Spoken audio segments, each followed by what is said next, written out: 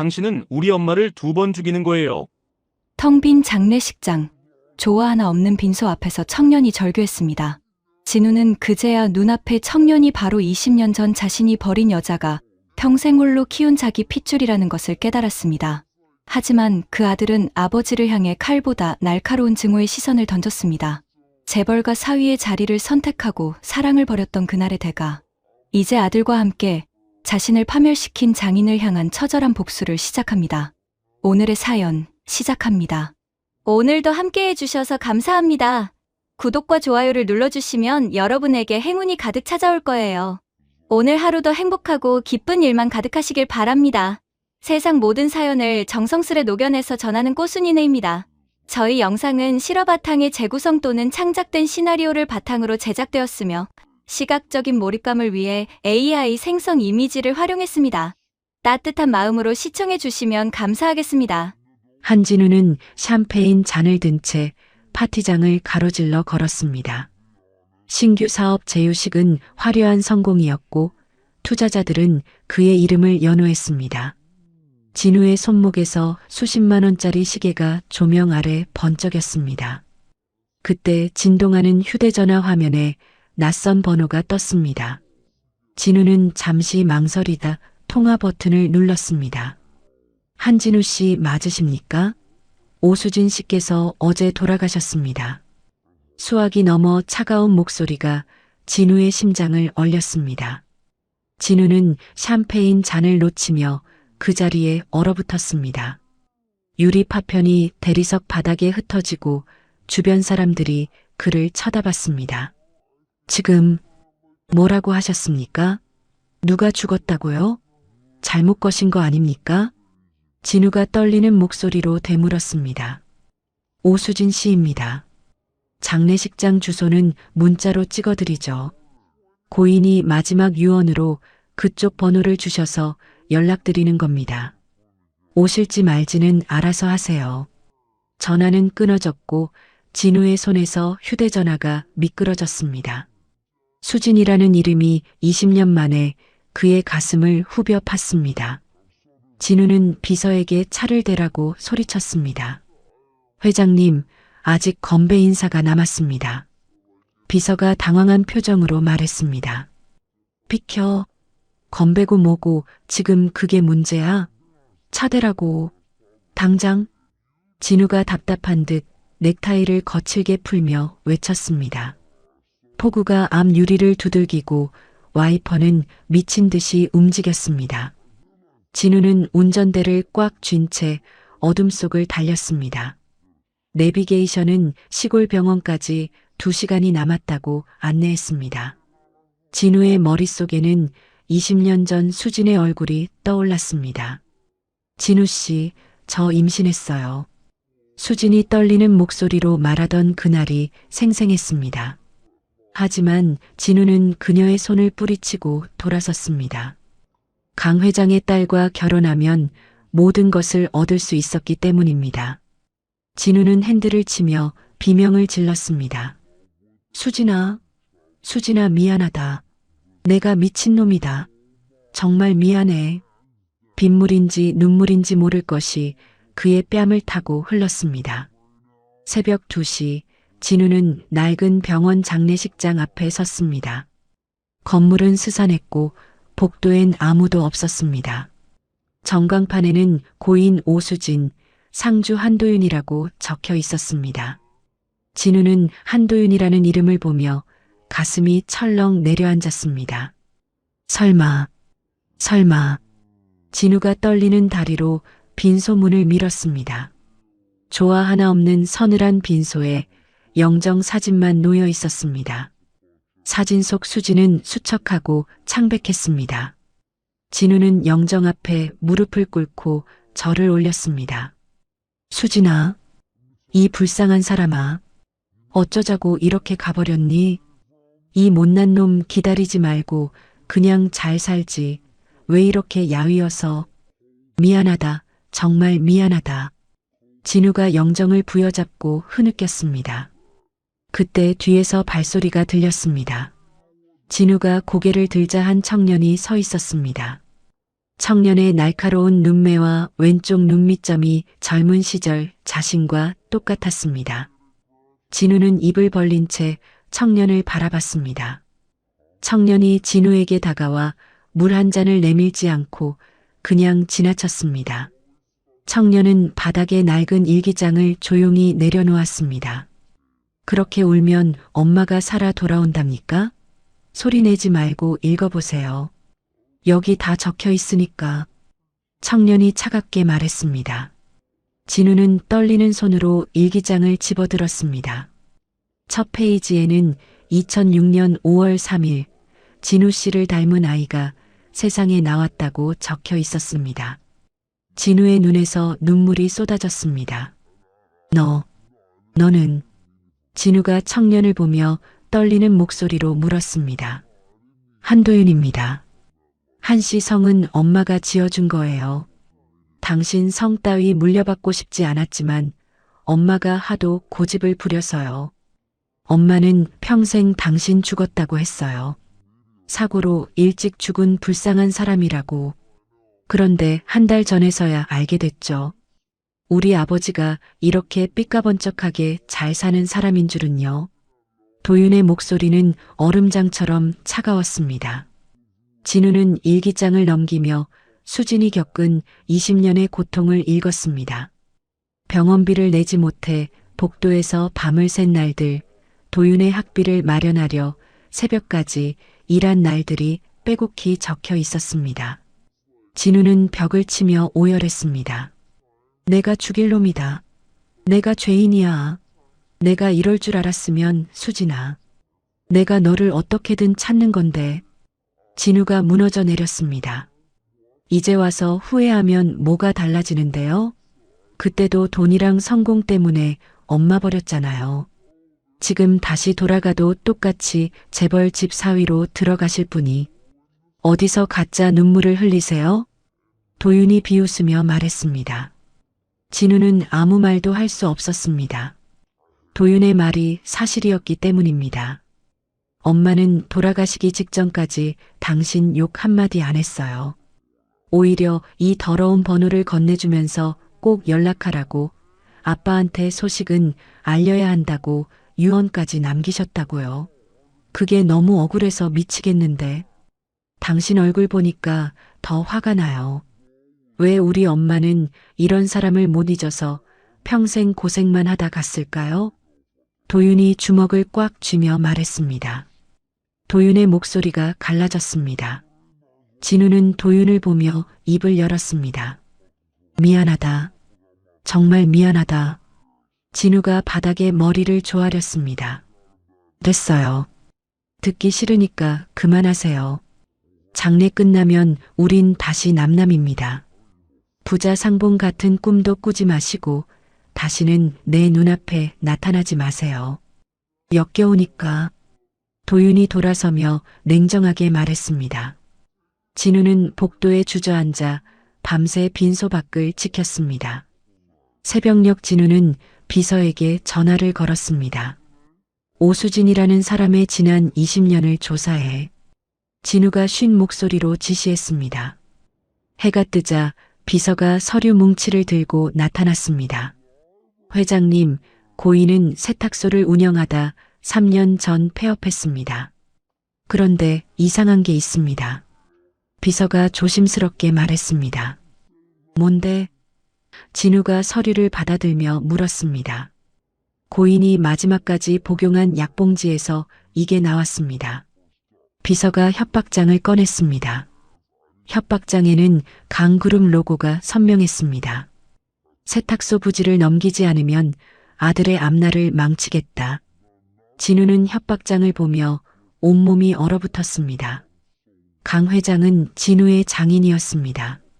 이 천인공노할 노인네가 감히 수진이를, 내 아들을 건드려? 내 장인이라는 인간이 어떻게 이럴 수가 있어. 진우가 이를 갈며 중얼거렸습니다. 그때 도윤이 복도로 나왔습니다. 도윤은 진우를 보며 다가왔습니다. 아직도 안 갔어요? 당신 여기 있는 거 우리 엄마가 알면 저승에서도 편히 못 쉬어요. 제발 좀 꺼져달라고요. 도윤이 떨리는 목소리로 외쳤습니다. 진우는 도윤의 눈을 똑바로 보며 일어섰습니다.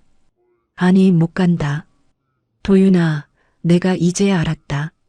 내 엄마가 왜 나를 불렀는지, 그리고 어떤 놈들이 내 엄마를 사지로 몰아넣었는지.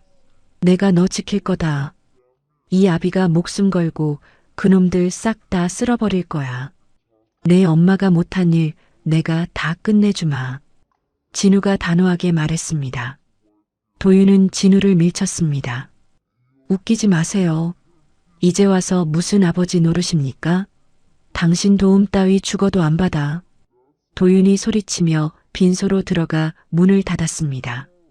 진우는 주먹을 쥐고 복도 전구를 올려다 봤습니다.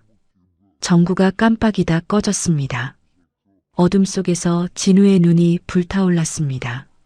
수진의 발이는 오전 10시였습니다. 진우는 빈소 앞 의자에 앉아 밤새 눈을 붙이지 못했습니다. 도윤은 상주복을 입고 혼자 제사상을 정리했습니다. 진우가 도윤을 도우려 다가서자 도윤은 고개를 돌렸습니다. 오지 마세요. 내 몸에 손대지 마시라고요. 도윤이 짧고 서늘하게 말했습니다. 진우는 입술을 깨물며 뒤로 물러섰습니다. 그때 장례식장 입구로 검은 양복을 입은 덩치 큰 남자들이 떼거지로 들어왔습니다. 남자들은 조문은커녕 신발도 벗지 않은 채 진우를 향해 일직선으로 걸어왔습니다. 한진우 전무님, 회장님께서 당장 모셔오라고 하십니다. 군말 말고 일어나시죠. 남자들 중 하나가 무표정하게 말하며 진우의 팔을 덥석 잡았습니다. 진우는 남자들을 매섭게 노려봤습니다. 이게 무슨 예의 없는 짓이야. 지금 여기가 어디라고 행패야. 사람 죽은 곳에서 이러는 거 아니야. 진우가 낮은 목소리로 꾸짖었습니다. 명령입니다. 좋게 말할 때 따라오십시오. 여기서 망신당하고 싶지 않으시면요. 남자가 진우의 팔을 비틀어 쥐었습니다. 진우는 팔을 뿌리치며 저항했습니다. 이 손 놓지 못해. 내 발로 갈 테니까 나. 진우가 소리쳤지만 남자들은 짐짝 옮기듯 진우를 양쪽에서 붙들어 강제로 끌고 나갔습니다. 빈소 안에서 도윤이 깜짝 놀라 뛰어나왔지만 남자들은 이미 진우를 검은 차 안에 쳐넣었습니다. 이봐요. 아저씨, 나요. 사람 잡아가요. 도윤이 차 문을 주먹으로 두드렸습니다. 하지만 차는 요란한 엔진 소리를 내며 매정하게 출발해버렸습니다. 도윤은 매캐한 흙먼지를 뒤집어 쓴 채 멍하니 그 자리에 섰습니다. 강그룹 본사 회장실은 50층 꼭대기에 있었습니다. 진우는 개처럼 끌려와 회장실 문 앞에 섰습니다. 문이 열리자 거대한 책상 뒤에 강학수 회장이 도사리고 앉아 있었습니다. 강 회장은 시가를 피우며 진우를 가소롭다는 듯 내려다봤습니다. 거기 서 있지 말고 앉아. 강 회장이 턱짓으로 명령했습니다. 진우는 꼿꼿이 서 있었습니다. 귀가 먹었어? 앉으라고 했잖아. 강 회장이 책상을 쾅 쳤습니다. 진우는 그제야 천천히 의자에 앉았습니다. 강 회장은 시가 연기를 진우의 얼굴에 대놓고 뿜어댔습니다. 너 죽은 계집 장례식엔 왜 갔어? 내 얼굴에 똥 칠하려고 작정했냐? 강 회장이 차갑게 물었습니다. 진우는 강 회장을 똑바로 노려봤습니다. 제 아이를 낳아준 여자입니다. 20년 만에 죽었다는데 마지막 길 배웅하는 게 사람 된 도리 아닙니까? 도리? 지나가던 개가 웃겠다. 20년 전에 돈 몇 푼 쥐어주고 내쫓았으면 끝난 인연이야. 어디서 구질구질하게 옛날 일을 들춰? 강 회장이 비웃었습니다. 진우는 부르르 떨며 주먹을 쥐었습니다. 회장님, 왜 그러셨습니까? 왜 수진 씨를 그렇게 못살게 구셨어요? 그 사람이 무슨 죄가 있다고 협박까지 하셨냐고요. 강 회장은 가소롭다는 듯 웃음을 터뜨렸습니다. 죄? 내 사업 앞길 막는 게 죄지. 그 계집 세탁소 땅 밑에 우리 공장 쓰레기가 좀 묻혀 있었거든. 그거 들키면 골치 아프니까 땅 내놓으라고 한 거야. 그게 뭐 대단한 일이라고 그래. 강 회장이 마치 벌레 한 마리 죽인 것처럼 태연하게 말했습니다. 진우는 참지 못하고 의자를 박차고 일어났습니다. 당신이 수진 씨를 사지로 몰아넣은 거야. 당신이 죽인 거나 다름없다고. 진우가 소리쳤습니다. 강 회장은 핏발선 눈으로 손가락질을 했습니다. 입 조심해. 네가 지금 누구 덕에 밥 얻어먹고 사는지 잊었어? 내 사위 자리에서 쫓겨나고 싶어 환장했구먼. 그때 옆문이 열리며 아내 강서윤이 표독스러운 얼굴로 들어왔습니다. 서윤은 진우를 보며 비웃음을 날렸습니다. 여보, 그 여자한테 아들이 하나 있다면서? 나 몰래 밖에서 씨를 뿌리고 다녔던 거야? 서윤이 진우에게 다가와 쏘아붙였습니다. 진우는 서윤을 외면했습니다. 그 애는 건드리지 마. 당신이랑 상관없는 일이야. 상관이 없어? 내 남편이 밖에서 만든 자식인데? 그 더러운 핏줄 내 눈에 띄기만 해봐. 그 애를 쥐도 새도 모르게 죽여버리기 전에 당신이 당장 정리해. 서윤이 진우의 멱살을 잡고 흔들었습니다.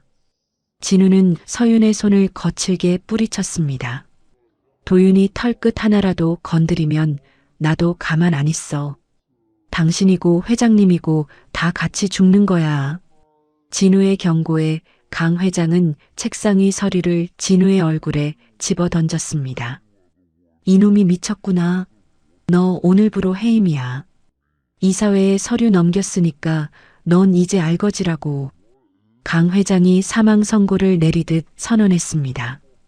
진우는 흩어진 서류를 보며 비틀거렸습니다. 회장님, 제가 평생 회사를 위해 개처럼 일했습니다. 그런데 이렇게 버리시는 겁니까? 이빨 빠진 사냥개는 잡아먹는 법이야. 쓸모 없어졌으니 당장 내 집에서, 내 회사에서 꺼져. 진우는 회장실을 나와 복도에 힘없이 주저앉았습니다. 늘 굽실거리던 비서가 다가와 싸늘하게 말했습니다. 전무님, 아니 한진우 씨.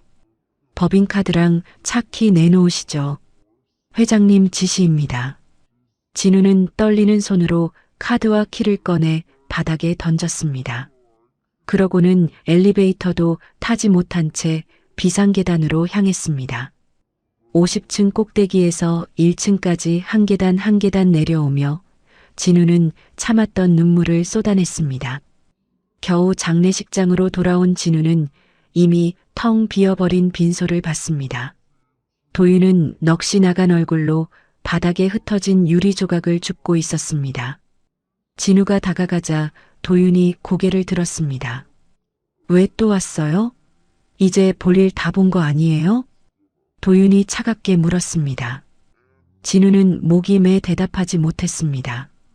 그때 밖에서 우당탕거리는 트럭 소리가 들렸습니다. 진우와 도윤이 밖으로 뛰어나가자 험악한 용역들이 수진의 낡은 유품들을 쓰레기차에 막 던지고 있었습니다. 이게 무슨 짓이야?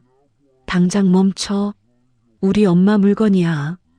도윤이 달려갔지만 용역들은 도윤을 짐짝처럼 밀쳐버렸습니다. 진우는 눈이 뒤집혀 용역들에게 달려들었습니다. 이 천벌 받을 놈들아. 당장 손 떼. 죽고 싶어? 용역들이 진우를 둘러싸더니 집단으로 발길질을 시작했습니다. 진우는 바닥에 쓰러져 피를 토하면서도 쓰레기차 바퀴를 붙잡았습니다. 나를 죽이고 가. 이 물건들 건드리면 너희들 다 죽여버릴 거야. 진우가 피 섞인 비명을 질렀습니다. 용역 대장이 휴대전화로 보고하더니 침을 뱉으며 철수 명령을 내렸습니다. 용역들이 떠난 뒤 진우는 쓰레기 더미 속에서 흙투성이가 된 작은 나무 상자를 찾아냈습니다. 상자 안에는 노랗게 빛바랜 아기 베네 저고리가 들어 있었습니다. 진우는 기어가는 몸으로 상자를 도윤에게 건넸습니다. 도윤아, 이거. 도윤이 상자를 받아들자마자 참았던 울음을 터뜨렸습니다. 이거 엄마가 나 태어났을 때 입혔던 거라고. 평생 보물처럼 간직하던 건데. 도윤의 목소리가 바르르 떨렸습니다. 진우는 피 묻은 손으로 도윤의 어깨를 토닥이려 했지만 도윤은 그 손을 매정하게 쳐냈습니다. 당신은 왜 이제야 나타났어요? 엄마가 평생 그 고생을 할 때는 어디 있다가 이제 와서 이래요? 가세요. 가서 당신 잘난 집으로 가시라고요. 도윤은 상자를 품에 꼭 안고 화장장으로 달려갔습니다. 진우는 그 뒷모습을 보며 땅을 쳤습니다. 화장장 대기실, 도윤은 차가운 의자에 앉아 편의점 컵라면으로 끼니를 때웠습니다. 다른 집들은 가족들이 모여 서로를 위로했지만 도윤은 오직 혼자였습니다. 1시간 후 도윤은 따뜻한 온기가 남은 하얀 유골함을 품에 안고 나왔습니다. 진우가 다가가려 할 때 비서에게 전화가 왔습니다. 전무님 아니, 회장님이 법인카드 다 정지시켰고 집 비번도 바꿨답니다.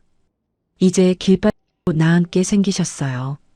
진우는 주머니를 뒤졌지만 꼬깃꼬깃한 10,000원짜리 한 장뿐이었습니다. 택시비조차 없던 진우는 빗속을 걷고 또 걸었습니다. 그날 저녁 뉴스엔 진우의 해임 소식이 대대적으로 보도되었습니다. 고시원 쪽방에서 뉴스를 보던 도윤은 리모컨을 벽에 집어 던졌습니다. 그럼 그렇지. 결국 돈 때문에 쫓겨난 거였어. 역시 쓰레기 같은 인간이었어. 도윤이 이를 갈며 중얼거렸습니다. 다음 날 학교에 가자마자 도윤은 충격적인 광경을 목격했습니다. 게시판에 재벌가 사위에 숨겨진 아들이라는 대자보가 붙어 학생들이 수군거리고 있었습니다. 아르바이트하던 카페 사장도 도윤을 불러 해고를 통보했습니다. 미안해 도윤 씨. 위에서 압력이 내려와서 나도 어쩔 수가 없어. 당장 짐 싸서 나가줘. 도윤은 앞치마를 바닥에 팽개치고 빗속으로 걸어 나왔습니다. 며칠 뒤엔 학교에서 재적 통보서까지 날아왔습니다. 강 회장이 손을 쓴 것이 분명했습니다. 진우는 비참한 몰골로 강 회장을 찾아가 무릎을 꿇고 빌었습니다. 회장님, 제가 잘못했습니다. 제발 우리 아들만은 건드리지 마세요. 제가 지구 반대편으로 떠날 테니까 아이는 제발. 이미 늦었어. 내 눈에 흙이 들어가기 전엔 그 더러운 핏줄 살려둘 수 없다. 강 회장은 빌고 있는 진우를 발로 걷어차고 등을 돌렸습니다. 그리고 그날 밤 도윤이 살던 낡은 고시원에 원인 모를 불이 났습니다. 연기 속에서 간신히 유골함만 품고 탈출한 도윤은 시커넓게 타버린 고시원을 보며 땅바닥을 쳤습니다. 엄마 유품이 다 탔어. 으앙.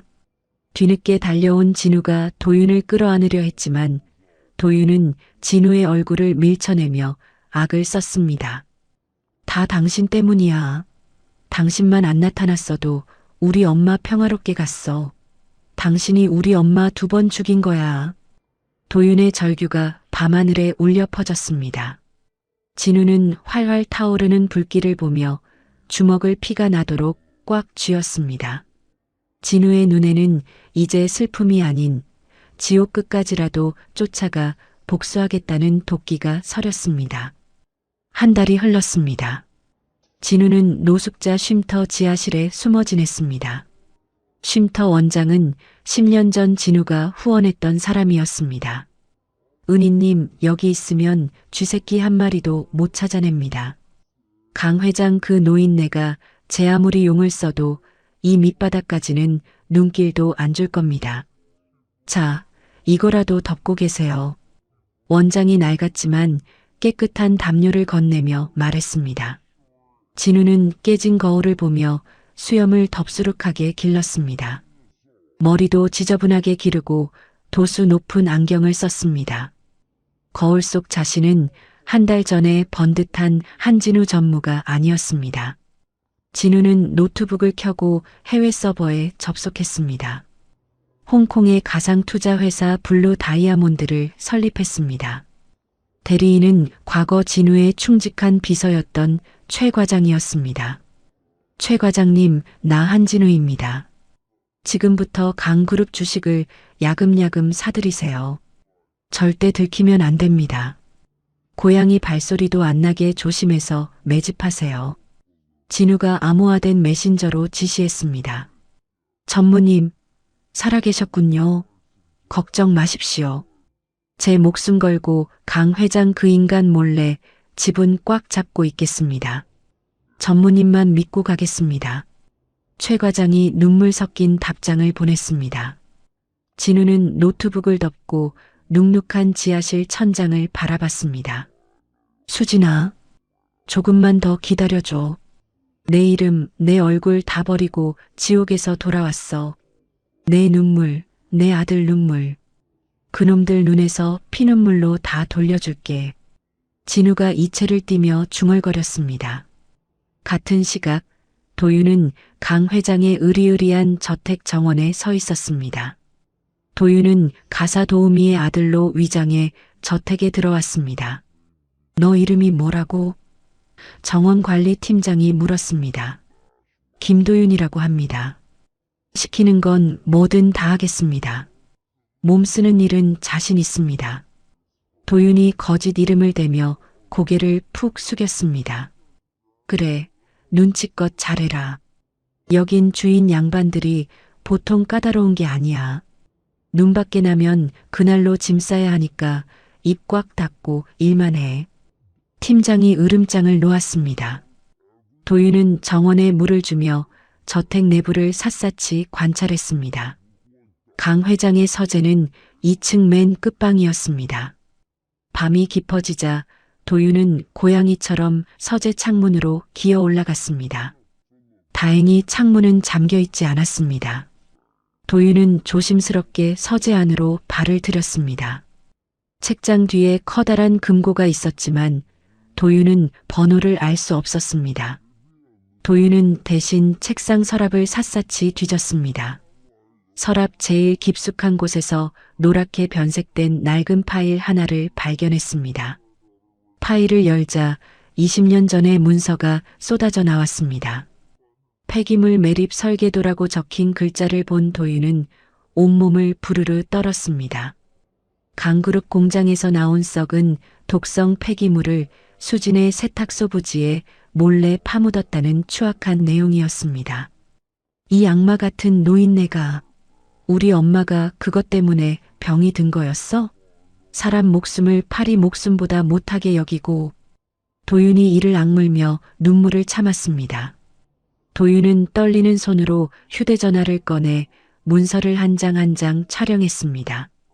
그때 복도에서 벅 소름 끼치는 발소리가 들려왔습니다. 도윤은 서둘러 창문을 넘어 정원 창고로 몸을 숨겼습니다. 다음 날 밤 도윤은 다시 서재로 잠입했습니다. 이번에는 아예 강 회장의 침실까지 가려고 했습니다. 도윤의 주머니에는 라이터와 기름병이 들어 있었습니다. 오늘 이 집구석을 잿더미로 만들고 그 영감탱이랑 같이 지옥으로 가겠어. 엄마, 조금만 기다려. 도윤이 살기 어린 눈으로 다짐했습니다. 도윤이 복도를 지나 강 회장의 침실 문고리를 잡으려는 순간 어둠 속에서 누군가 도윤의 팔을 낚아챘습니다. 도윤은 쏘스라치게 놀라 뒤를 돌아봤습니다. 웬 초라한 노숙자 차림의 남자가 서 있었습니다. 남자는 자기 입에 손가락을 갖다 대며 조용히 하라고 신호했습니다. 남자는 도윤을 거칠게 끌고 비상계단 구석으로 갔습니다. 계단에 도착하자 남자가 모자를 벗었습니다. 바로 진우였습니다. 아버지, 당신이 여기 왜? 도윤이 경악하며 물었습니다. 쉿, 조용히 해. 들키면 다 끝장이야. 진우가 낮고 굵은 목소리로 속삭였습니다. 왜 여기 있어요? 그 꼴은 또 뭐고 어떻게 들어온 거예요? 너 지키려고 왔다. 도윤아, 이런다고 복수가 되는 게 아니야. 기름 붓고 불 지르면 너만 살인자 돼서 인생 망치는 거야. 감정적으로 날뛰면 패배뿐이다. 진우가 도윤의 어깨를 꽉 잡았습니다. 도윤은 진우의 손을 거칠게 뿌리쳤습니다. 상관하지 마세요. 난 저 영감 죽이고 나도 죽을 거니까. 당신이 무슨 상관인데 이제 와서 말려. 기다려. 내가 준비한 게 있어. 이거 봐라. 진우가 주머니에서 작은 USB를 꺼냈습니다. 이게 뭔데요?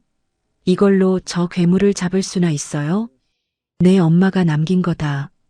강 회장이 관공서에 뇌물 뿌리고 우리 수진이를 협박하던 녹취 파일이 여기 다 들어있어.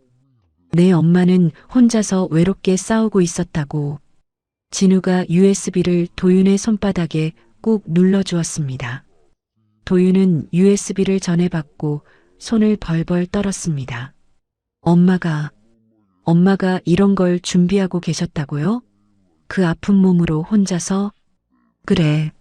내 엄마는 끝까지 포기 안 했어. 하지만 혼자서는 그 거대한 벽을 넘기 힘들었던 거야. 이제 우리가 그 벽을 무너뜨려야지. 진우의 설명에 도윤은 USB를 부서질 듯 꽉 쥐었습니다. 그럼 우리가 끝내야죠. 절대로 그냥은 안 죽여요.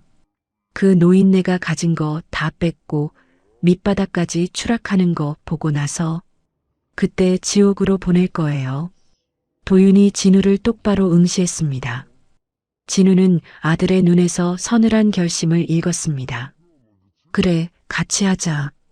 이번엔 이 아비가 내 방패가 되어주마. 절대로 너 혼자 두지 않아. 진우가 떨리는 손을 내밀었습니다. 도윤은 한참을 망설이다가 아버지의 거친 손을 잡았습니다.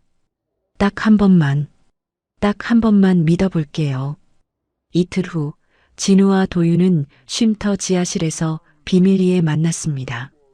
진우는 노트북 화면을 띄우고 차근차근 계획을 설명했습니다. 여길 봐라. 강 회장의 외손자이자 내 원수 강서윤의 아들 강준이다. 너랑 동갑내기지. 압니다. 저랑 같은 학교 다니던 금수저 놈이죠. 세상 무서운 줄 모르고 날뛰던 인간 말종. 이놈의 신뢰를 얻어라. 그래서 강씨 가문 내부 정보를 속속들이 빼내야 해. 어떻게요?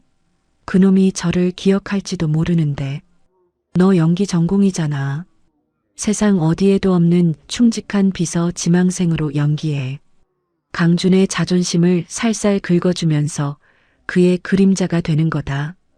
도윤은 고개를 끄덕였습니다. 알겠어요. 배우가 무대 오르기 전에 대본 외우는 것보다 더 완벽하게 연기해 볼게요. 진우는 또 다른 화면을 켰습니다. 화면 속에는 마스크를 쓴 기묘한 남자가 나타났습니다. 안녕하십니까? 제로라고 합니다. 남자가 기계로 변조된 목소리로 인사했습니다. 이 사람은 내가 고용한 천재 해커다. 제로는 강 회장이 평생 숨겨온 비자금 계좌를 털 거야. 그게 정말 털려요? 스위스니 뭐니 복잡하게 숨겨놨을 텐데.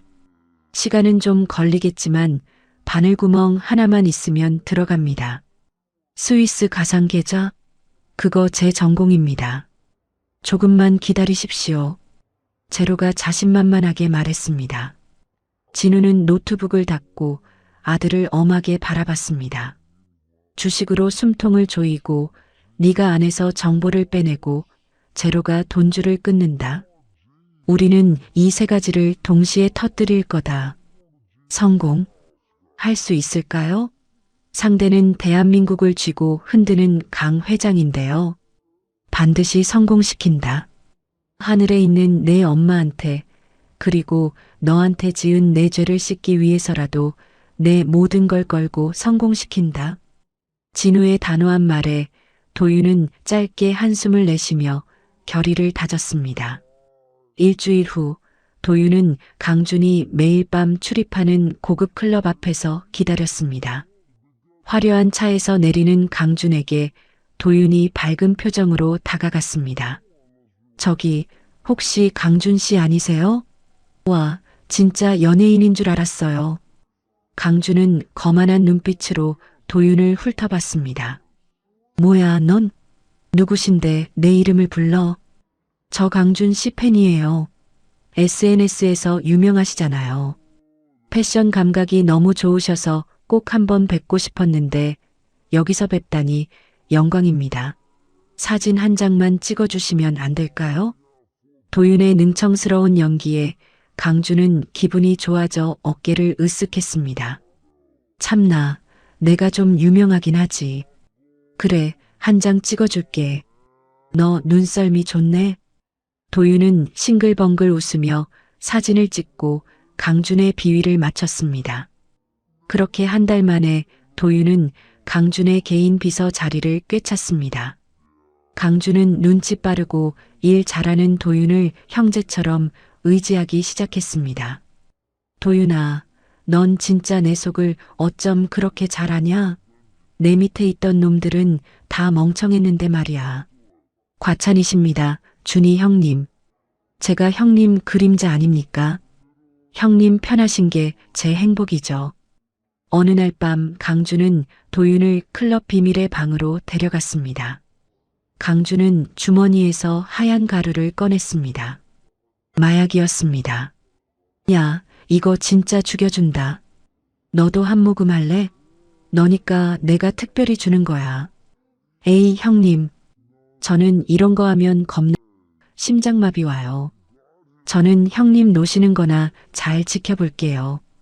도윤은 넉살 좋게 거절하면서 넥타이 핀에 숨겨진 초소형 카메라로 강준이 마약을 투약하는 현장을 고스란히 촬영했습니다. 도윤은 그 영상을 즉시 진우에게 전송했습니다. 같은 시각 강 회장은 집무실에서 보고를 받으며 미간을 찌푸렸습니다. 회장님, 블루 다이아몬드라는 홍콩 법인이 우리 주식을 계속 긁어 모으고 있습니다. 벌써 지분이 상당합니다. 블루 다이아몬드? 그게 어떤 놈들인데 내 허락도 없이 내 회사를 건드려. 어떤 구멍가게인지 당장 조사해. 강 회장이 책상을 쾅 치며 소리쳤습니다.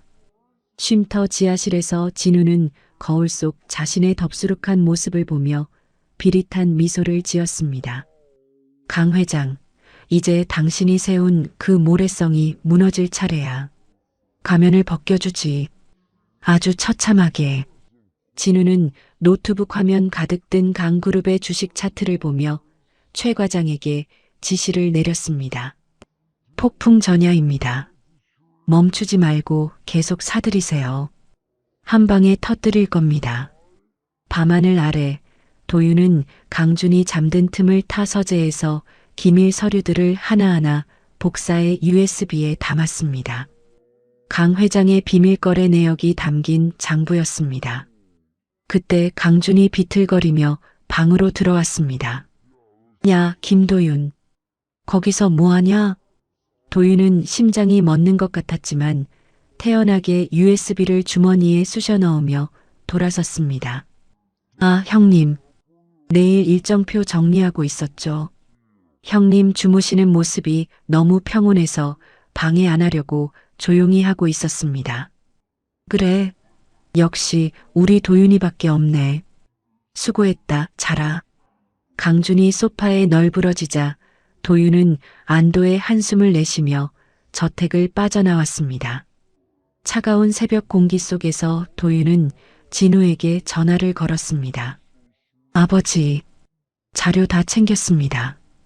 이제 시작이죠? 그래, 잘했다. 이제 사냥을 시작할 시간이다. 조심히 돌아와라. 진우의 목소리에 서늘한 복수의 서막이 올랐습니다. 밤하늘에 뜬 별빛이 마치 수진의 눈동자처럼 부자를 내려다보고 있었습니다. 강 회장은 홍콩 공항에 짐승 같은 사냥개들을 풀었습니다.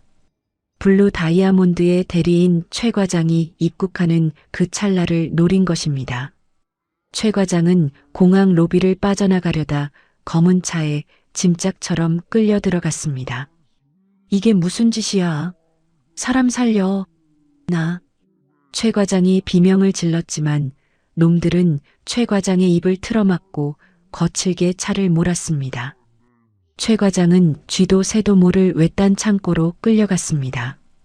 그곳엔 강 회장이 시퍼런 칼날 같은 눈빛을 하고 기다리고 있었습니다. 내 놈이 감히 내 뒤통수를 치려던 블루 다이아몬드의 앞잡이냐? 강 회장이 툭 뱉듯 물었습니다. 최 과장은 의자에 굴욕적으로 묶였습니다. 저는 아무것도 모릅니다. 시키는 대로만 했을 뿐이에요. 최 과장이 발뺌하자 강 회장은 손가락을 까닥였습니다. 그 신호에 남자들이 최 과장을 무자비하게 짓밟았습니다. 최 과장은 피를 토하며 고개를 떨구었습니다. 누가 시켰어? 내 놈 뒤에서 조종하는 그 유령 같은 놈이 누구냐고. 최 과장은 입술이 터진 채로 꾹 입을 닫았습니다. 강 회장은 최 과장의 턱을 거칠게 잡아 올렸습니다. 한진우지? 죽은 줄 알았던 그놈이 살아있어서 이 짓거리를 하는 거지? 최 과장의 눈동자가 힘없이 흔들렸습니다. 강 회장은 그 찰나를 놓치지 않고 비열한 웃음을 터뜨렸습니다. 역시 독한 놈, 살아있었어. 강 회장은 자리에서 일어나 곧장 경찰청장에게 전화를 걸었습니다. 한진우 그놈 당장 수배 때려. 살인 공모에 회사 돈 횡령까지 싹 다 엮어서 전국에 얼굴 뿌려버려. 알겠나? 강 회장의 명령 한마디에 다음 날 아침 온 나라 뉴스에 진우의 얼굴이 도배되었습니다. 강그룹 전무 한진우 씨가 거액의 횡령과 살인 공모 혐의로 긴급 수배되었습니다. 쉼터 원장이 사색이 되어 지하실로 뛰어내려왔습니다. 은희님, 큰일 났습니다. 경찰이 온 동네를 뒤지고 있어요. 여기도 곧 들이닥칠 겁니다. 어서 피하세요. 진우는 서둘러 노트북과 짐을 챙겼습니다. 원장님, 이 은혜는 목숨 걸고 갚겠습니다. 부디 몸 조심하십시오. 진우는 쉼터를 빠져나와 제로가 마련한 비밀 안가로 몸을 숨겼습니다. 같은 시각 도윤은 강준의 집무실에서 기밀 서류를 챙기다 들이닥친 경호원들에게 붙잡혔습니다. 한도윤 맞지? 너 오늘 제삿날인 줄 알아라. 회장님이 부르신다. 경호원들이 도윤의 양팔을 꺾어 잡았습니다. 도윤은 겁에 질린 척하며 강준을 쳐다봤습니다. 준이 형, 저 좀 도와주세요. 저 아니에요. 하지만 강준은 벌레를 보듯 고개를 돌려버렸습니다. 도윤은 차가운 지하실로 끌려가 의자에 꽁꽁 묶였습니다. 강 회장이 서늘한 공기를 가르며 내려왔습니다. 내 아비 한진우. 그놈 지금 어디 숨어 있어? 모릅니다. 죽었는지 살았는지 제가 어떻게 알아요. 도윤이 소리치자 강 회장은 매정한 손길로 도윤의 뺨을 세차게 내리쳤습니다.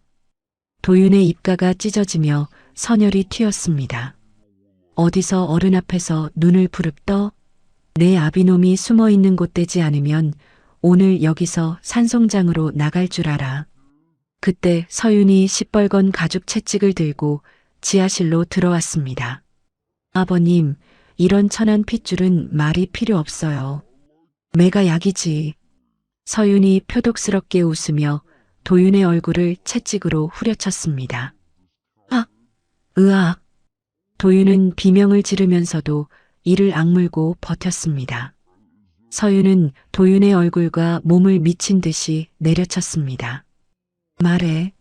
그 인간 어디 있어? 내 목숨보다 그 인간 목숨이 더 소중해? 도윤은 피를 꿀꺽 삼키며 오히려 비릿하게 웃었습니다. 모른다고. 이 악마 같은 년아. 안가에서 이 광경을 도청하던 제로가 진우에게 급보를 알렸습니다. 전무님, 도윤 씨가 잡혔습니다. 지금 지하실에서 고문을 당하고 있어요. 진우는 심장이 멎는 것 같아 휴대전화를 떨어뜨렸습니다. 뭐라고? 도윤이가, 내 아들이. 진우가 재킷을 낚아채며 문으로 달려나갔습니다. 하지만 제로가 앞을 가로막았습니다. 안 됩니다. 지금 가면 우리 계획은 수포로 돌아가고 전무님도 잡힙니다. 참으셔야 합니다. 비켜. 내 아들이 죽어가는데 계획이 무슨 상관이야. 내가 가서 죽더라도 도윤이는 살려야 해. 진우가 울부짖으며 제로를 밀쳤지만 제로는 끝까지 문을 막아섰습니다. 도윤 씨가 바라는 게 뭡니까? 당신이 무사히 복수를 끝내주는 겁니다. 제발 정신 차리십시오. 진우는 문 앞에 주저앉아 주먹으로 자기 머리를 찧었습니다. 이마에서 피가 흘러내렸지만 가슴이 찢어지는 고통에 비하면 아무것도 아니었습니다. 미안하다. 도윤아. 못난 아버지를 용서하지 마라. 으아. 그때 강 회장이 도윤의 전화를 이용해 진우에게 전화를 걸었습니다. 한진우, 똑똑히 들어라. 24시간 준다. 안 나타나면 내 자식 손가락부터 하나씩 잘라주지. 듣고 있나? 수화기 너머로 도윤의 처절한 비명이 들려왔습니다. 아버지, 절대 오지 마세요. 저 괜찮으니까 제발 계획대로 하세요. 오면 저 혀 깨물고 죽어버릴 거예요. 도윤의 절규에 강 회장이 전화를 뚝 끊어버렸습니다. 진우는 피가 거꾸로 솟는 분노를 억누르며 제로를 돌아봤습니다. 시작해. 지금 당장 저놈들의 심장줄을 끊어버려. 진우의 명령에 제로는 노트북 건반을 미친 듯이 두드려 강그룹 주식을 시장에 쏟아냈습니다. 순식간에 주가는 바닥으로 곤두박질 쳤습니다. 지하실에서 도윤을 비웃던 서윤은 용역 팀장에게 잔인한 지시를 내렸습니다. 한진우 그 인간 결국 안 오는구나. 자식보다 제 목숨이 소중한 거지. 여봐라. 이에 산속에 데려가서 산채로 묻어버려. 흔적도 안 남게. 도윤은 구덩이 옆에 무릎이 꿇린 채 포클레인이 땅을 파는 소리를 들었습니다. 엄마. 이제 엄마 곁으로 가요. 미안해. 용역들이 도윤을 구덩이로 밀어 넣으려던 그 찰나 숲속에서 날카로운 총소리가 울렸습니다. 탕, 탕. 진우가 미리 전 재산을 털어 매수해 두었던 강 회장의 최측근 보안 요원들이었습니다. 도윤 도련님, 정신 차리십시오. 요원들이 도윤을 끌어올려 차에 태웠습니다. 안가에서 아들을 맞이한 진우는 피투성이가 된 도윤을 품에 안고 짐승처럼 울었습니다. 도윤아, 살아있었구나. 고맙다, 정말 고맙다. 아버지, 저는 괜찮아요. 이제 마지막 한 방 보여주세요. 상처투성이인 아들의 격려에 진우는 눈물을 닦고 노트북 앞에 앉았습니다. 제로가 보고했습니다. 강 회장의 스위스 비자금 계좌 완전히 털어버렸습니다. 이제 그 노인은 빈털터리입니다. 진우는 전 재산을 건 마지막 공격 버튼을 눌렀습니다. 강그룹은 하루아침에 부도 위기에 몰렸고 강 회장은 집무실에서 피를 토하며 쓰러졌습니다. 병원 주차장 실려 들어가는 강 회장 앞에 도윤이 수진의 영정 사진을 들이밀며 나타났습니다. 이 얼굴 기억해? 당신이 죽인 우리 엄마야. 이제 당신도 똑같이 지옥으로 가. 도윤의 일갈에 강 회장은 눈을 까뒤집으며 실성한 듯 떨었습니다. 같은 시각 공항에서 도망치려던 서윤 앞에 진우가 나타났습니다. 서윤아, 어디 가니? 당신 자리는 이제 감옥이야. 진우가 서윤의 손목에 차가운 수갑을 채웠습니다. 서윤이 비명을 지르며 끌려가던 그때 어둠 속에서 나타난 살인 청부업자가 진우의 등에 칼을 깊숙이 꽂았습니다. 진우는 피를 쏟으며 바닥에 쓰러졌습니다.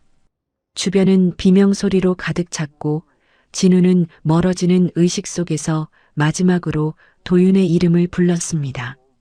구급차 사이렌 소리가 비명처럼 공항 광장을 가득 메웠습니다. 피투성이가 된 진우는 들것에 실려 구급차로 옮겨졌습니다. TV 속보를 보고 미친 듯이 달려온 도윤이 구급차 앞을 막아섰습니다. 아버지, 아버지 정신 좀 차려보세요. 안 돼, 이렇게 가면 안 된다고. 도윤이 울부짖으며 구급차로 달려들자 구급대원이 앞을 가로막았습니다. 학생, 보호자야? 위험하니까 비켜요. 제 아버지예요. 우리 아버지라고요. 제발 같이 타게 해주세요. 도윤의 절규의 대원이 문을 열어주었습니다. 구급차 안 진우는 산소호흡기에 의지한 채 가쁜 숨을 몰아쉬고 있었습니다. 도윤은 피로 범벅이 된 진우의 거친 손을 두 손으로 꽉 잡았습니다. 아버지, 제 목소리 들리세요? 아직 저한테 사과도 다 안 했잖아요. 못난 놈이라고 욕해도 좋으니까 제발 눈 좀 떠보세요. 네. 도윤의 애원에도 진우는 끝내 눈을 뜨지 못한 채 응급실로 실려 들어갔습니다. 수술실 차가운 복도에서 도윤은 뜬 눈으로 밤을 지새우며 기도했습니다. 엄마, 우리 엄마가 하늘에서 좀 도와줘. 저 사람 나한테 아버지 소리 한 번은 듣고 가야 하잖아. 이렇게 허망하게 보내면 엄마 마음도 안 좋잖아. 제발 살려줘요. 무려 5시간이 넘는 대수술 끝에 의사가 피곤한 기색으로 나왔습니다. 도윤은 용수철처럼 튀어올라 의사의 소매를 붙잡았습니다. 선생님, 우리 아버지 살려주신 거죠? 괜찮으신 거죠? 천운입니다. 칼끝이 아주 아슬아슬하게 중요 장기를 비껴갔어요. 고비는 넘겼지만 며칠 더 지켜봐야 합니다. 도윤은 다리에 힘이 풀려 주저앉았습니다. 아이고, 감사합니다. 정말 감사합니다. 도윤은 바닥에 머리를 조아리며 몇 번이고 절을 했습니다. 사흘 후 진우는 중환자실을 나와 일반 병실로 옮겨졌습니다. 도윤은 누가 해코지라도 할까봐 병실 문을 꼭 걸어 잠그고 곁을 지켰습니다. 잠든 진우의 이마를 정성껏 닦아주며 도윤은 가슴에 묻어둔 이야기를 꺼냈습니다. 아버지, 나 사실은요, 아버지 많이 미워했어요. 엄마가 파출부일 나가서 손이 다 부르트고 병원비 없어서 끙끙 앓을 때, 그때 아버지는 어디서 뭐 하나 원망 많이 했거든요. 도윤의 목소리가 젖어들었습니다. 그런데 이제 알겠어요. 아버지도 우리 지키려고 지옥 같은 곳에서 혼자 싸우고 계셨다는 거. 그러니까 이제 그만 일어나요. 나랑 같이 엄마 복수 마무리해야 할 거 아냐? 혼자 가면 내가 가만 안 둘 거야. 도윤이 진우의 손을 잡고 눈물을 뚝뚝 흘리던 그때 진우의 손가락이 미세하게 움직였습니다. 일주일 만에 진우가 천천히 눈을 떴습니다. 옆에서 꼬박 밤을 새우다 꾸벅꾸벅 졸고 있는 도윤의 모습이 제일 먼저 들어왔습니다. 도윤아. 진우의 쉰 목소리에 도윤이 깜짝 놀라 일어났습니다. 아버지, 정신이 드세요? 나 알아보겠어요? 진우는 힘겹게 미소를 지으며 도윤의 손을 맞잡았습니다. 미안하다. 이 못난 애비 때문에 고생이 많았지? 아니에요, 괜찮아요. 사람만 계시면 돼요. 이제 어디 가지 마요. 진우는 눈시울이 붉어져 도윤의 머리를 쓰다듬었습니다. 도윤아, 염치 없지만 이 애비 소원 하나만 들어줄래? 내 입에서 그 소리 한 번만 들어보는 게 소원이다. 도윤은 잠시 수줍은 듯 고개를 숙였다가 진우의 눈을 똑바로 보며 대답했습니다. 아버지, 고생하셨어요, 아버지. 진우는 그 한마디에 억장이 무너지는 듯 눈물을 쏟아냈습니다. 뭐냐? 내 아들. 고맙다, 정말 고맙다. 두 부자는 서로를 부둥켜 안고 한참을 울었습니다. 그때 중후한 신사가 병실 문을 열고 들어왔습니다. 깔끔한 양복 차림에 대쪽 같은 기품이 서린 노인이었습니다. 갑작스러운 방문 실례하겠습니다. 한진우 전무님 맞으시지요? 누구신데 이 병실을? 박용수라고 합니다. 20년 전 강학수 그 인간 사냥개들한테 내 가문과 인생을 통째로 뺏겼던 늙은이지요. 진우는 번뜩 정신이 들었습니다. 법조계에서 대쪽깎기로 소문났던 전설적인 박용수 변호사였습니다. 아니, 박노 신사님 아니십니까? 여기까지 어쩐 일이십니까? 당신들 부자가 강 회장 콧대를 꺾어놓는 걸 보고 전율을 느꼈소. 내 평생 꿈꾸던 일을 당신들이 해내고 있더군. 박 노인은 묵직한 서류 가방을 열어 탁자에 올려놓았습니다. 늙은이가 빈손으로 오기 뭐해서 선물 좀 가져왔소. 강학수 그 인간을 두 번 다시 빛 못 보게 만들 확실한 작두요. 서류를 확인한 진우의 눈이 휘둥그레졌습니다. 20년 전 강 회장이 폐기물을 몰래 묻을 때 작성한 진짜 설계도와 뒷돈을 받아 챙긴 공무원 명단이었습니다. 이 귀한 걸 어찌 지금까지 때를 기다렸지. 내 힘으론 부족했는데 당신들 부자를 보니 이제야 임자를 만났다 싶더군. 자, 이걸로 그 괴물의 숨통을 끊어버립시다. 박 노인의 가세로 반격의 힘은 천군만마를 얻은 듯 강해졌습니다. 박 노인은 검찰의 강직한 후배들을 연결해 주었고 진우는 병상에서 강 회장의 비리를 낱낱이 소명했습니다. 한편 도윤은 박 노인에게 법과 심리전의 기초를 배우며 복수의 화신으로 거듭났습니다. 도윤군, 적 앞에서는 얼음처럼 차가워져야 하네. 눈물은 승리한 뒤에 흘려도 늦지 않아. 박 노인의 가르침을 도윤은 가슴 깊이 새겼습니다. 해커 제로의 활약도 대단했습니다. 전무님, 강 회장 이 영감탱이 누워있는 척하면서 뒤로 주가 조작 지시하고 있습니다. 여기 녹음 파일 보냅니다. 진우는 휠체어를 타고 직접 강 회장의 병실을 찾았습니다. 산소호흡기를 쓴 채 눈만 굴리던 강 회장 앞에 진우가 서늘하게 웃으며 말했습니다. 회장님, 연기하시느라 고생 많으십니다. 이제 그 연기 교도소 가서 하셔야겠습니다. 당신이 지은 죄로 만든 지옥, 이제 시작입니다. 강 회장은 부들부들 떨며 진우를 노려봤지만 이미 대세는 기운 뒤였습니다. 도윤도 가만히 있지 않았습니다. 비겁하게 아버지를 배신했던 강준을 찾아가 마약 투약 영상을 들이밀었습니다. 준아, 좋은 말로 할 때 할아버지 비밀 금고 열쇠 내놔. 아님 이거 당장 경찰서에 풀까? 겁쟁이 강준은 오줌을 지릴 듯 떨며 열쇠를 넘겨주었습니다.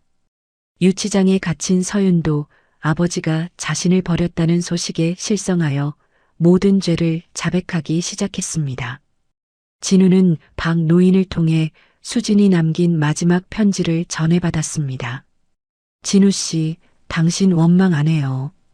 우리 아들 도윤이가 아빠 사랑하며 살 수 있게만 해주세요. 진우는 수진의 애틋한 유언을 가슴에 품고 다짐했습니다. 수진아, 약속할게.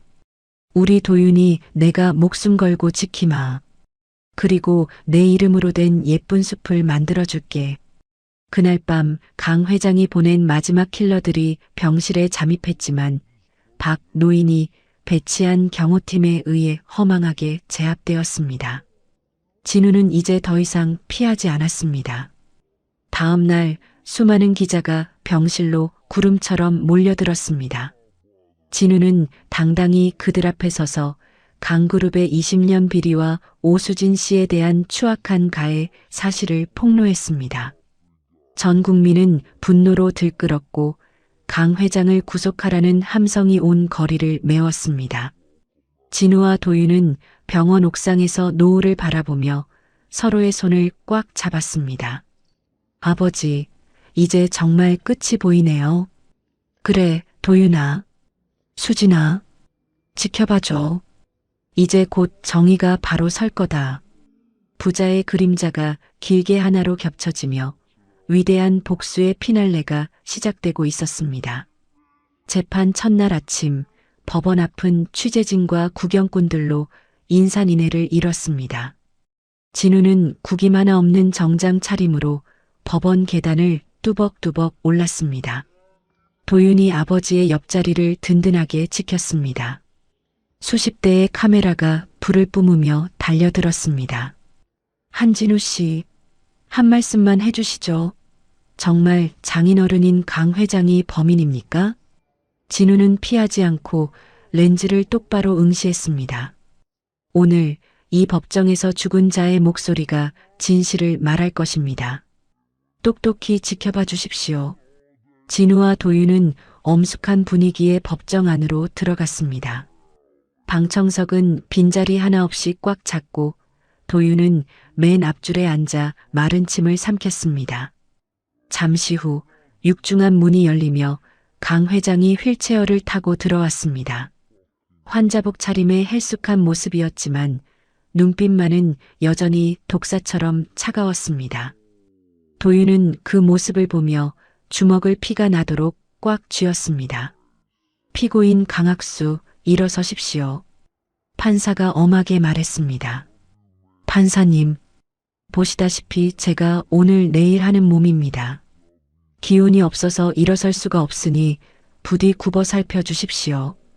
강 회장이 쉰 목소리로 엄살을 부리자 변호인이 기다렸다는 듯 두툼한 진단서를 제출했습니다.